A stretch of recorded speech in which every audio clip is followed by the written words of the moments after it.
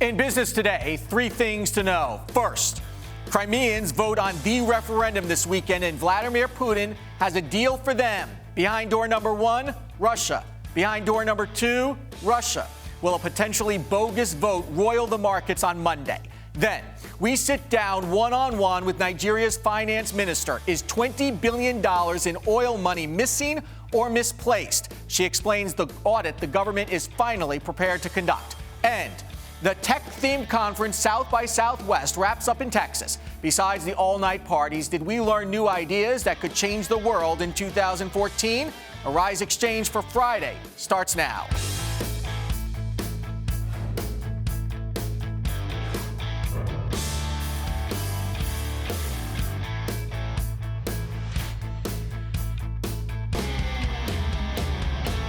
Hello, everyone. I'm Andrew Schmertz. It is a so-called referendum in Crimea where the outcome is all but certain. The Ukrainian peninsula will likely vote to join the Russian Federation on Sunday. There are only two options on the ballot: join Russia or restore the 1992 Constitution, which pretty much leads to the same result. There is no option to vote no and stay with Ukraine. The government in Kiev calls the vote illegal. So as the Ukrainian crisis reaches a new milestone this weekend, global markets are bracing for the results. We've seen pressure on equities here and abroad all week. On Friday, a choppy day for U.S. stocks. Let's take a look at how the markets closed. The Dow Jones Industrial Average down 42 to 16,066. The S&P 500 down 521 to 1841. And the Nasdaq backing off 1502 to 4245. Taking a look at our top stocks, U.S. retailer Target says the company's security software detected potentially malicious activity during last year's massive data breach, but says its staff did not take immediate action. Target closing down 37 cents to 59.36. Online retailer Amazon says it will build a 1 million square foot fulfillment center in Washington state, expected to create hundreds of new full-time jobs. Amazon up to 23 to 373.74.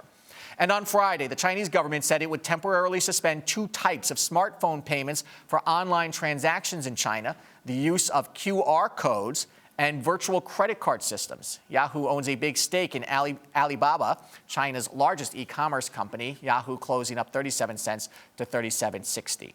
And looking at commodities, gold up 10 points to 13.82, and oil up 78 cents to 98.98. For more on how the markets could react Monday morning to the Crimean vote and for the latest economic news, we turn to Chris Christopher. He is the U.S. economist and director of global consumer markets for IHS Global Insight. Chris, welcome to Arise Xchange. Thank you for spending a few minutes with us. Pleasure being here. So let me start by asking you about the Ukrainian situation. For a while, the market sort of maybe didn't pay that close attention to it, but it seems this week at least, with in the absence of other real fundamental news, this is sort of driving the markets. Is that an accurate statement? That's an accurate statement, but it's mostly short-term fluctuations. Okay, so what are we going to look for then Monday? Because there's been a lot of pressure on the European markets, but here in the U.S., we kind of know how this vote is going to go on Sunday. So what do you think we're going to look for on Monday, and is that going to be a major factor? Well, most of the stuff is sort of baked in the cake, if you will. And what you might see some reaction in the markets over here. Gold might go up a little bit, etc. But whatever happens, by the end of the week, it should settle down, as long as there's no violence or any increased escalation of military tension. Yeah, I'm wondering if the markets, they don't like uncertainty, so ultimately they just want a resolution here, don't they? No matter how it goes. Right, and if whatever happens in Crimea, if it sort of is a de facto separation or a union with the Russian Federation, it will not change things on the ground as far as we see in the United States. All right, Chris, turning to economic news here. Consumer sentiment came in a little weaker than expected, the lowest level in 4 months. Was this a little bit of a surprise, and how does this exactly jive with the retail sales numbers, which were strong yesterday, and is there anything that we should discount here? On the consumer sentiment report, it sort of shows that, it has held up pretty well since December. It's inched down, inched up, on and off, but it's basically at relatively elevated levels. And the retail sales report showed that in February, consumers came back and they bought some discretionary items. So we're saying that whatever weakness we've seen in December and January has been mostly due to the weather. Yeah, and does what goes on internationally in the Ukraine, does that weigh on consumers? Does anybody say, I'm worried about Crimea, so I'm not going to buy that new Jeep or that new flat-screen TV? Not very much. If it is, it must be very esoteric. It must be someone who is into Russian studies or something like that. Right. Okay. So it's really basically what's hitting at home, and the weather obviously playing a big role. At least that's what everybody is saying. That weather excuse, though, is going to run out, right? We need to start seeing basically the economic indicators coming to where people expect them to, starting really, I would say, in March, right? That's true, and we sort of think that auto units should come in at around 16 million. Annualized rate. In March, they have been hovering around 15.2 since since December and January and February. So things should pick up. If they don't, then we have reason for alarm. But our employment report that we sort of saw in February was relatively strong, so things seem to be back on track. And what about the concerns over inflation? The producer price index falling a little bit. Is there a risk that we're a little bit in a deflationary environment at all, with the prices pulling back a little bit, that the economy is weaker than we think? Well, we have to be a little bit careful with the PPI report. It's undergoing a change in methodology. So for the most part, what we see in that report is that some goods went up and some kind of electricity, propane, and that's understandable because of the winter weather. But however, on the CPI report, we're not expecting any things to change very much. Inflation is relatively modest, so we're not entering a deflationary period, but inflation is not much of a factor for consumers. Okay, Chris Christopher from IH Global Insight. Have a nice weekend. Thank you. And coming up, our talk with Nigeria's finance minister. Is $20 billion in oil money really missing? And did the president make the right move by kicking out the governor of the central bank? You're watching Arise Exchange. Because we live in a global, interconnected world, business news no longer stops when the markets close on Wall Street. And what we've discovered over the past few years in the financial crisis is that events and news that happen even in the smallest countries impact the United States and the world at large. As we bring together experts and analysts and thought leaders and CEOs and companies across many industries to not only provide the macroeconomic view, but news everyday people can use.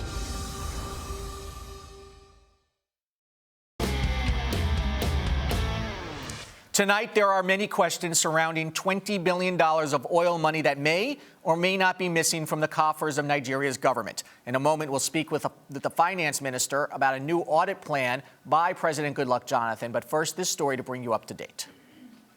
President Jonathan has finally ordered a probe into $20 billion allegedly missing or misplaced from the Nigerian National Petroleum Corporation, the country's public oil firm. Last month, then governor of Nigeria's central bank, Lamido Sanusi, presented numbers to Parliament before he was effectively sacked by Mr. Jonathan. That NNPC shipped $67 billion worth of crude. They have repatriated, or we have established that $47 billion has come back to the Federation. There is a $20 billion that has not come back. The burden of proof is on NNPC. Sanusi has been suspended since that testimony, the government says, for recklessness and gross misconduct, charges he denies. Mr. Jonathan and the NNPC deny any shortfall in earnings. Meanwhile, international monitor groups have raised concerns over the government's management of the crisis and delay in opening investigations. We are surprised that even the president is not worried about this, diversion of this revenue that is supposed to come to the federation account, but ending up in some individual or private pockets. I sat down with Nigeria's Minister of Finance, Ngozi Okinjo-Iweala, to discuss the audit and about claims that investors are losing confidence in Nigeria's government. Minister, can you talk a little bit about the claims and counterclaims surrounding what we'll call a controversy over this? I think the whole situation started when the governor of the central bank alleged that $49.8 billion was missing from the oil accounts about a couple of months ago. and this followed a letter he had sent to the president a few months earlier with this allegation. And following that, I was not really aware until he called me himself and told me that he had sent this letter. But normally, I think we would reconcile, we would talk about it and then reconcile numbers to see where the money was missing or not missing. However, I didn't really get to know about it till he phoned me and said he had sent the letter after. Following that, my response to him was that there was no way 49.8 billion could be missing from the accounts, and we would still be functioning, as a country, because that kind of figure was just not really thinkable. But then he subsequently agreed that we should sit down and really go over. You see, the Ministry of Finance, along with all the state financial agencies and the agencies that are responsible for petroleum and other revenue accruing to the whole government, sit down monthly and we reconcile accounts. The NMPC... And that hasn't happened, or is that No, happening? it's been happening. It happens every month. It's a routine thing, and the central bank is part of it. It's part of it. But when you say you did not know this until he called you, did you want more transparency from the president then? No, we want more transparency on everything. But what I'm saying is that since we have a monthly meeting in which every agency concerned with revenues for the government, including the central bank, is involved, that's the venue at which these accounts are reconciled. So it was a bit surprising when this letter went, to the president outside of this process. And then I got to hear about it when he called me later. So that was the first allegation of 49.8 billion. And quite frankly, when he said that, I said to him, this could not be possible. Let us sit down with the monthly figures that we normally discuss, because we had also found through those monthly exercises that there was a shortfall that the oil company should have paid into the accounts. And we've been totaling this shortfall every month, and it was 10.8 billion. So when we sat with the central bank governor, after looking at all the figures and he agreed to that figure that we had, the $10.8 billion. $10.8 billion shortfall. Yes, but following that, a few days later, he then changed and said it was now 20 billion. So we've had these allegations, and quite frankly, whether it's 10 billion, 20 billion, or $1, we cannot afford to have unaccounted for monies, because we need every single dollar or naira into the treasury. Okay, so take us to now when this audit has been announced. What can you tell us about the audit? Well, the audit, what happened was that when we had these various allegations, as finance minister, quite frankly, I felt that we needed a process to clear the air and let Nigerians know, as well as all interested parties, what exactly is unaccounted for, which numbers are correct. Is it the ones being alleged by the central bank governor? Is it the NMPC that says it spent all the money? Is it the Ministry of Finance? All numbers are being thrown into the air. You can't have a country function like that. Yeah, can I ask? So we asked for a forensic independent audit, managed independently, so that forensic, so it can really look into details, and soon, so that we can clear up this issue. Because this has been going on for now some time. Do you think this audit should have been called for earlier? No, it's being called for now. I mean, all this is happening now in the last 2-3 weeks. And the president just announced yesterday that this audit will take place. So we are now waiting for the modalities. Let me ask you then about Sanusi, who was the central bank governor, who has been suspended by the president, who made these allegations. Should he have been suspended? Because we've been talking to people in this country who invest in Nigeria, and there are some who call this the equivalent of the Saturday Night Massacre, what Richard Nixon did during the Watergate era. The president obviously denies that. Where do you come down on this? Was this properly handled? Look, I mean, I'm part of the government. He was my colleague. He did well on monetary policy. We worked well together. I'm not going to comment on this and as to whether he should or should not. People need to make up their minds. But what I want to tell you is that the Nigerian economy is stable. I don't know those who are calling it a Saturday Night Massacre, but we haven't experienced any significant outflows. The stock market fell by 3%. It's since stabilized, and things are functioning well. The currency fluctuated a bit, is back, is basically stabilizing. Our reserves at $39 billion, 5 months of import, very healthy. And inflation is at single digits, 8%, down from 12%. Fiscal deficit is 1.9% of GDP. All I'm telling you is that the macroeconomic indicators of this country are among the really good ones, and that investors are watching that stability. Let me give you an example. Certainly. Why I think that, some investors may, of course, they may be looking at this, but there are others who are marching right in. And I mean those who want to put in foreign direct investment, not portfolio investors. Now, let me just give you an example. A series of quality sterling investors last week, including the World Bank Group, which is IFC, World Bank, Amiga, including the Dutch Investment Corporation, FMO, the German Investment Corp, the French Propaco, and some international banks and local banks and private equity funds came in to invest $1 billion into a project in Nigeria. So that shows you. Okay, and your message basically is Nigeria is open for business and you are getting a handle on this situation. Absolutely. Minister, thank you so much for spending some time with us. I appreciate it. Thank you. Time for the Wilson Report with our global business editor, Michael Wilson in London. Good afternoon to you, Michael. Let's start with the European markets. I imagine the Crimea effect is still very much in play here. Absolutely it is, Andrew. Yeah, nobody's taking any risks at all. Not a great deal of movement. They got caught out a couple of weekends ago by going into the weekend fairly long. And of course, on Monday, when it all started to kick off, then shares went right down. So things are fairly flat. People are actually, Andrew, going into the yen, into gold, and rather weirdly also into the euro, which, of course, you remember those years of the sovereign debt crisis in the Eurozone. That appears to be over, slightly at least, and people looking even to the euro as a safe haven currency. Well, and what about copper in China, though? There's some news out of there.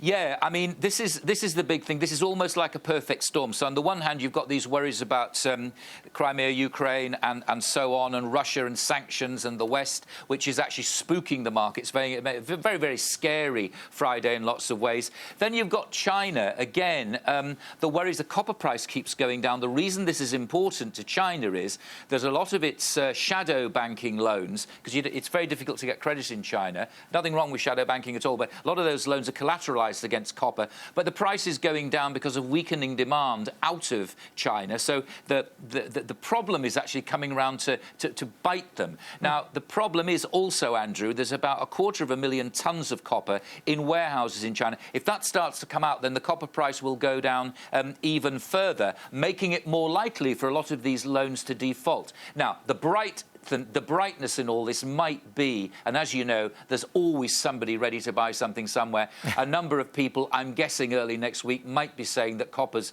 been a bit oversold. I mean, it's down, 12% on the year, 9% this week, so it's taken a bit of a battering. But, people do come in, don't they, at low prices? They do. Very interesting that loans are being collateralized against copper. So we have this problem in the United States where phone chargers are incompatible with different mobile phones. There may be a change in that in the UK?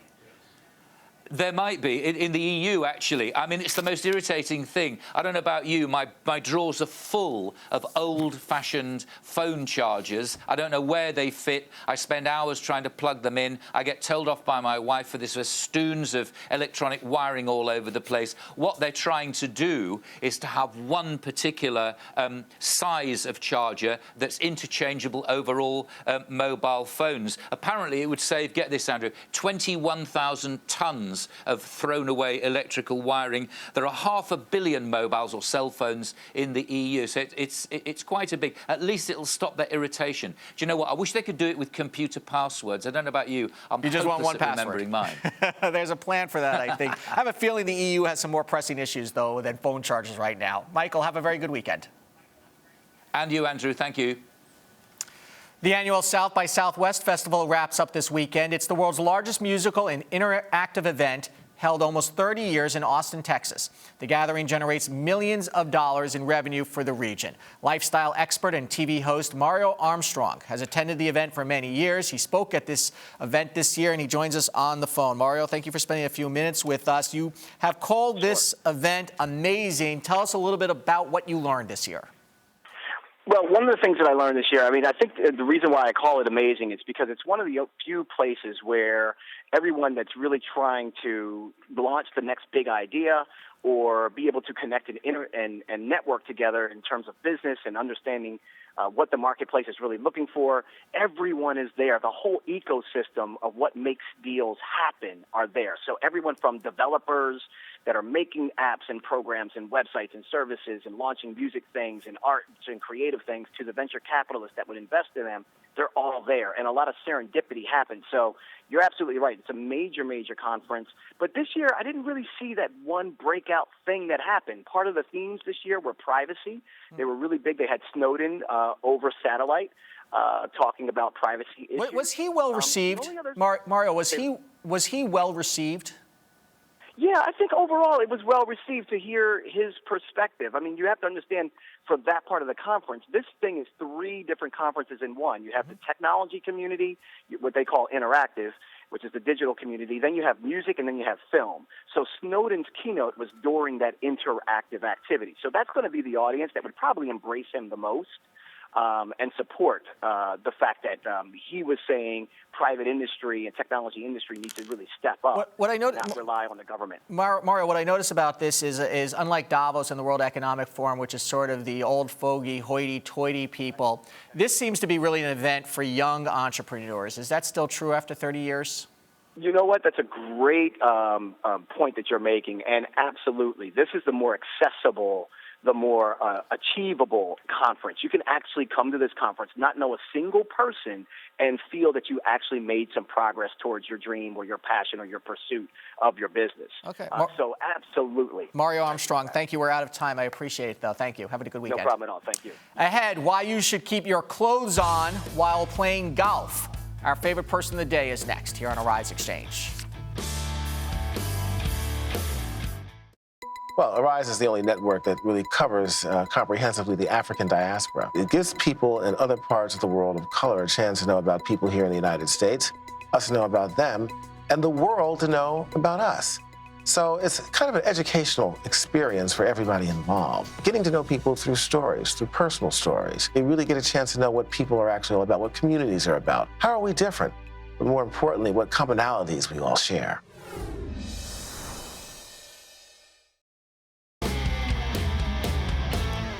Time now for our favorite person when we pick one person who grabbed our attention and not for the right reasons. Today we have proof of why you shouldn't play golf naked. A Playboy model is suing the magazine for a nude golf shoot that went wrong. Liz Dixon says she was injured during the 2012 shoot when she was asked to lie down on her stomach and insert a golf tee into her buttocks. The host of a Playboy radio show was then supposed to pretend to hit the golf ball that was placed on top of the tee. But the lawsuit claims the man actually swung the club and struck her butt, causing one big pain in the... Dixon is asking for $500,000 and punitive damages for pain and suffering. According to CBS, Dixon was the 2011 Girl of Playboy golf winner. Playboy is so far not commenting. And so Liz Dixon is our favorite naked human golf tee of the day. Coming up, the keys to managing crises in the executive suite, how General Motors needs to respond to a growing concern. You're watching Arise Exchange. Arise serves underserved communities by bringing them news, information, sports, and entertainment from places that are becoming part of the world economy, that are becoming a part of the world voice, and decisions that are affecting things in the world that people care about. They care about the economy. They care about safety and security. And if you come to Arise and you watch our broadcast, these are the things we're going to bring to you every day, 24 hours a day.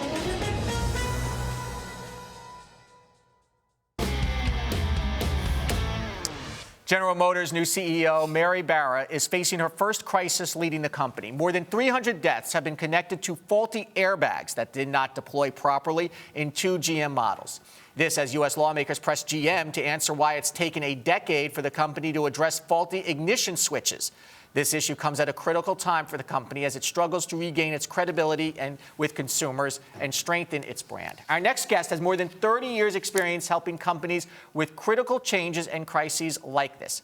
Keith Weich is best-selling author and executive consultant who has worked with companies as big as IBM, AT&T, and Ameritech. Keith, good to have you here. Thank you so much for joining us. Glad to be here. Thank you. I want to start by the General Motors thing. I don't think they're handling this all that well because they're starting to blame the old GM. And it's the same people at the old GM as it is the new GM. What do they need to do here? Well, the first thing you always have to do is protect the brand, and that's what they're trying to do. But the thing that they're slacking a little bit is owning it. You have to own it. There's no room for finger pointing, and you have to own it. And this is a great opportunity for her to really take a leadership role here and say, you know what, this is on my watch. I own it. Here's the plan to fix it. And don't be afraid to bring in outsiders to help. I think she's reached out and got legal counsel from outside to lead an internal investigation. But you got to get in front of it, and you've got to communicate effectively. You can't hide from the camera, but at the same time, you don't want to go out with information that's not necessarily baked. That's right. You got to communicate effectively. You've got to tell the public that you have a plan. Yes. And basically, it's our fault. We have a plan. Here it is. They haven't really done that yet. They haven't done that, and you have to say, here's my plan.